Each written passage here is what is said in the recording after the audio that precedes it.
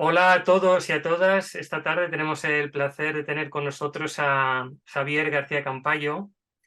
Él nace en Zaragoza, es catedrático de psiquiatría y profesor titular en la Facultad de Medicina de la Universidad de Zaragoza. Es director del Máster de Mindfulness y de la Cátedra de Ciencias Contemplativas de la Universidad de Zaragoza, más antiguo en ese tema de una universidad de habla hispana. Ha realizado estancias de investigación en las universidades de Manchester y Cambridge, en Gran Bretaña, en McGill, en Montreal, Canadá. Lidera el grupo de investigación Salud Mental en Atención Primaria, reconocido por el Gobierno de Aragón, que forma parte de la Red de Investigación en Atención Primaria, la REDIAP, del Ministerio de Sanidad. Ha escrito más de 20 libros, 25 capítulos de libros y ha publicado más de 300 trabajos de investigación. En investigación ha demostrado la relación entre la práctica de mindfulness y mayor esperanza de vida. Ha demostrado la eficacia de la psicoterapia por ordenador para el tratamiento de la depresión. Ha descrito el primer caso de hikikomori en España.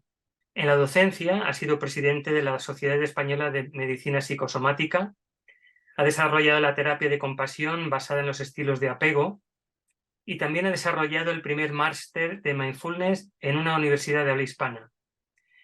Lleva 30 años de experiencia como psiquiatra formado en diferentes psicoterapias, miles de alumnos y pacientes satisfechos durante estos años, una carrera dedicada a la innovación e investigación y un profundo compromiso con las personas con malestar psicológico.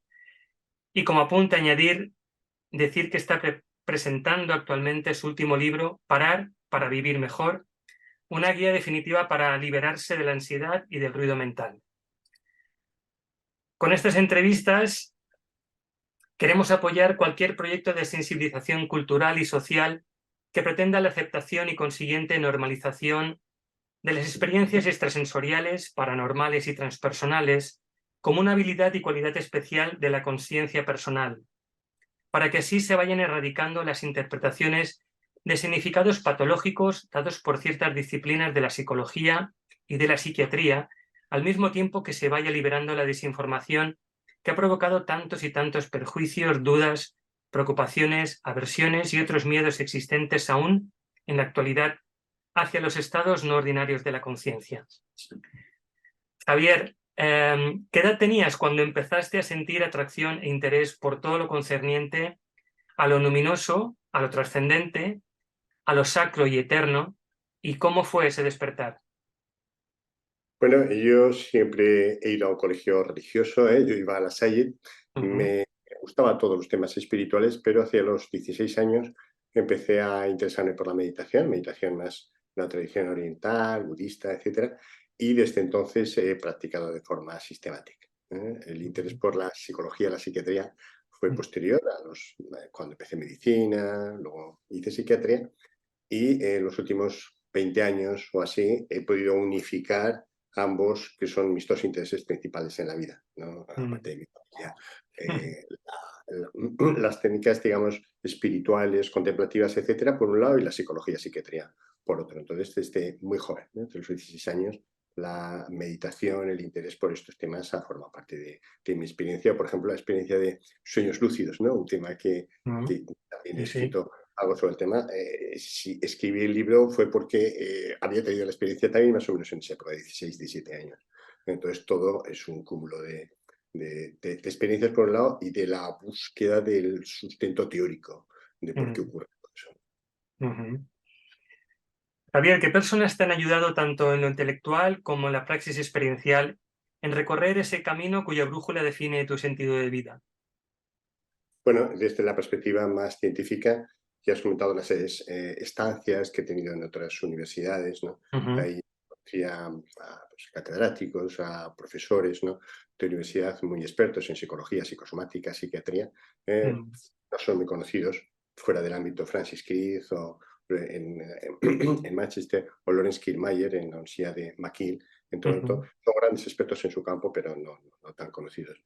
En la perspectiva espiritual he tenido algunos maestros, por ejemplo, Kalu Rinpoche, es ujú, un maestro ya fallecido, sí, pero que fue muy relevante, fue de los que trajo el budismo tibetano a Europa Occidente en general, lo conocí en los años 80, cuando tenía 20 años aproximadamente, y luego he conocido otros maestros también de la tradición budista tibetana, de las tradiciones Vedantas advaitas, Zen, con los que he tenido especial relación y he aprendido mucho de ellos. Javier, ¿has vivido alguna experiencia extrasensorial o transpersonal de manera espontánea? Y si así ha sido, ¿cuál? ¿Y qué relevancia y significado tuvo o tiene para tu vida? Bueno, en mi experiencia, sobre todo en retiros, yo creo que los retiros son una fuente de una posibilidad por más de ese tipo de experiencias, retiros largos, de 5 o 7 días o más largos, ¿no? En ese contexto de meditación intensiva, de deprivación sensorial, este también es un aspecto importante, ¿no? Porque no se retira del mundo, etcétera. También normalmente suele haber una dieta, suele haber un silencio interno, etcétera, etcétera. En esas situaciones, varias veces he tenido sensaciones pues, de estar fuera del cuerpo, esa sensación de deslocalización, ¿no? De que la mente, el espíritu, como quieres llamarlo, no está localizado dentro de ese cuerpo. Esa es una experiencia relativamente frecuente en meditación, etcétera, ¿no? Con fenómenos de autoscopia, ¿no? De verme fuera, etcétera. Bueno, este tipo de experiencias no son raras Ya. necesariamente. Experiencias también de conexión, también en estos retiros, que generalmente suelen ser en monasterios, lugares especialmente bonitos, aislados, etcétera. Una de las actividades complementarias suele ser ver el propio paisaje, ¿no? Hacer meditación caminando, etcétera. En esos momentos no es excepcional, ¿no? Sentir una sensación de conexión tremenda con aquello que estás viendo, con esa montaña, con ese paisaje, etcétera. Sales de ti mismo. O también cuando habla un maestro que para ti es relevante, es importante, esa sensación de embelesamiento, de admiración, de nuevo, de pérdida de tiempo y de lugar, ¿no? Pérdida también de sentido del yo. Esas son experiencias que yo creo que cualquier ser humano que no vaya corriendo, ¿no? Como digo en el libro, para vivir mejor, que no vaya corriendo continuamente hablando consigo mismo, etcétera, puede experimentar, puede conectar. Y yo creo que nuestros antepasados las tenían con cierta frecuencia y también ordenaban su vida en relación a eso, ¿no? Actualmente la ordenamos en relación al consumo, a Claro. otros aspectos materiales, ¿no? Pero yo creo que esas experiencias cualquier ser humano, sin necesidad de practicar mucho, puede llegar a tenerlos porque es una cualidad básica de la mente humana, ¿no?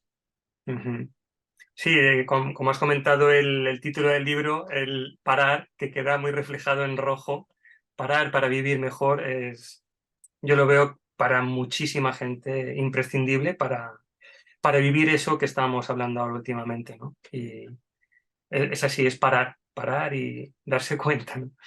De lo que es importante, ¿no? Realmente tener un claro sentido de la vida. En este momento, en psicología se acepta que las personas que no tienen un claro sentido de la vida, una clara motivación, ¿no? Una sensación de legado, ¿no? De lo que hacen, tendrá un significado, una consecuencia, ¿no? Una importancia, etcétera, pues es más difícil ser feliz, ¿no? Porque Claro. uno vive de forma más automática y cualquier circunstancia adversa que le pasa en la vida adquiere una importancia tremenda. Mientras que si tienes un claro sentido de la vida, las negatividades que te van a ocurrir, porque inevitablemente aparecen en la Sí, vida, pues claro. un elemento más que uno puede sobrepasar porque tiene claro cuál es su sentido de la vida, ¿no? Qué es lo que quiere hacer en este Sí, mundo. sí, sí, lo comparto totalmente. Javier, si has vivido experiencias de estados modificados de la conciencia durante la realización de alguna práctica meditativa, de alguna técnica de respiración, por medio de movimientos corporales, de ayunos, como has hablado, o ingesta de sustancias enteogénicas, plantas enteogénicas o sustancias, ¿cuáles han sido para ti las más significativas y relevantes? Para mí las más significativas son, como te decía, retiros, ¿no? Eso es una Mm, mezcla de práctica meditativa. Meditativa, hay varios tipos de meditaciones, atencionales, desarrollan la atención, generativas, desarrollan cualidades que la mente generalmente no tiene, ¿no? O tiene poca intensidad, como compasión, aceptación, ecuanimidad. Y luego estaría un tercer tipo de meditaciones que en la mayor parte de las tradiciones son las más elevadas, las más complejas y las que se practican conforme se tiene más experiencia, que son las deconstructivas, ¿no? Es mm, decir, percibir el yo de una forma mucho más realista de lo que percibimos. El yo no es tan sólido, no está tan cerrado, es mucho más flexible, líquido, etcétera, etcétera, Ujú, ¿no? Entonces, en un retiro, cuando se practican este tipo de meditaciones deconstructivas, de forma intensiva, es decir, son muchas horas, hay también silencio mental, el noble silencio que se mm, dice, generalmente ujú, también hay una dieta, suele ser más vegetariana, ¿no? Quiere decir, hay un aislamiento de estímulos externos, ¿no? Por supuesto, no ujú, contactas prácticamente con el exterior, etcétera. Hay también sí, enseñanzas, generalmente de maestros, que también van profundizando, ¿no? En algunos aspectos.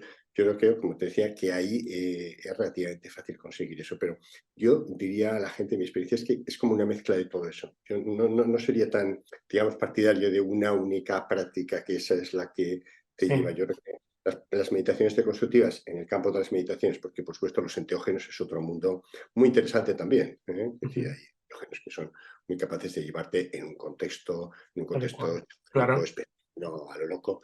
sí, ¿Eh? sí, Pero claro. creo que meditaciones deconstructivas en un contexto de retiro, aislamiento, etcétera, eso es difícil que no permita a la gente conectar consigo mismo de una forma muy diferente, ¿eh? Entonces, un Claro, retiro mínimamente largo, 5 o 7 días. Por supuesto, más largo, más fácil, pero claro. 5 o 7 días. Ahora que estabas hablando de esto, ¿tú crees que cualquier persona dentro de un contexto adecuado, dentro de con un guía o un acompañamiento adecuado y, por así decirlo, cauto, ¿no? Podría ser capaz de estar en un retiro como de los que tú has mencionado?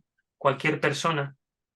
Yo creo que cualquier persona, si se hace de una forma progresiva y supervisada, ¿eh? Ujú. Es cierto que para esa deconstrucción del yo, el yo tiene que estar bien construido, bien sólido. Lo digo porque, Sí, claro, personas con enfermedades, yo soy psiquiatra, como ya has comentado, sí, ¿no? sí. Es tipo psicótico, esquizofrenia, trastorno bipolar, etcétera, requeriría pues, supervisión por parte del terapeuta de turno, quizás toma un tratamiento, en fin, lo que sea. Es Sí. decir, eso, ahí habría que llegar a acuerdos, porque yo he visto en retiros largos, como digo, de 5 o 7 días, eso ya se consideraría largo, 7 días, cuadros, bueno, negativos para estas personas, porque habían entrado, generalmente los cuadros estos negativos siempre ocurren cuando una persona sin demasiada experiencia entra en un retiro muy largo, Mm, 7 días. No es la recomendación, sobre todo si tienen claro. antecedentes de enfermedades de este tipo. Pero si no es Ujú, así, si no se tiene especial antecedentes, si se está bien, más o menos, o aunque se tenga una enfermedad, si se está en tratamiento, con un terapeuta, lo que sea, los retiros son progresivos, empieza uno con un fin de semana, luego con otros ujú, 5 días, y luego ya, aproximadamente más largos. Mi experiencia es que cualquier persona, si disfruta de la meditación, que si no mm, resulta claro.